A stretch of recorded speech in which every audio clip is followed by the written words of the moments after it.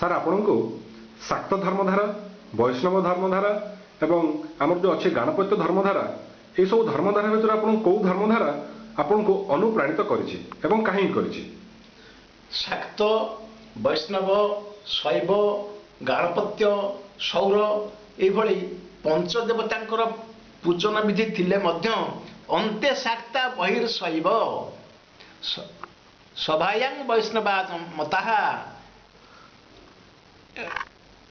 ଅର୍ଥାତ ହୃଦୟ ଭିତରେ ଶାକ୍ତ ଭାବନା ରହିବ,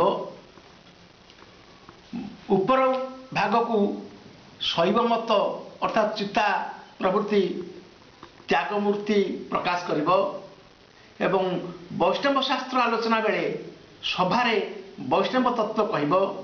ଏଇଭଳି ଏତେ ପ୍ରଚରନ୍ତି କୌଳା, କୌଳ ଯେଉଁମାନେ ସେମାନେ ଏବଂ ବିଧ ଭାବରେ ବିହାର କରନ୍ତି। ତେଣୁ ମୋ ପାଖରେ ଏ ସମସ୍ତ ତତ୍ତ୍ୱ, ମୁଁ ସମସ୍ତ ଧର୍ମଧାରାକୁ ଉପଯୁକ୍ତ ପ୍ରାଧାନ୍ୟ ଦେଇ ଜୀବନର ଗତିକି ନିର୍ଣ୍ଣୟ କରୁଅଛି।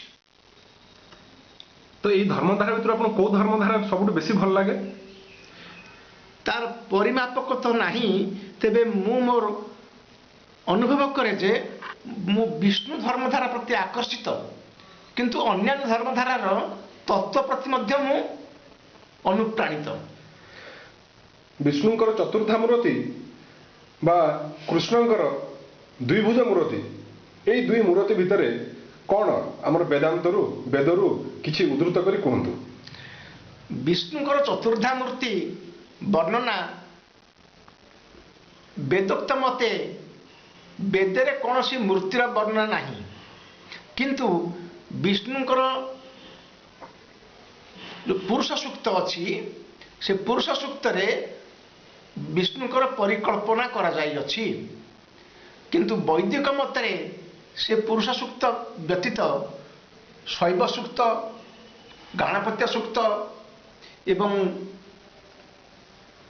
ଦୁର୍ଗାଙ୍କର ମଧ୍ୟ ସୂକ୍ତ ରହିଛି।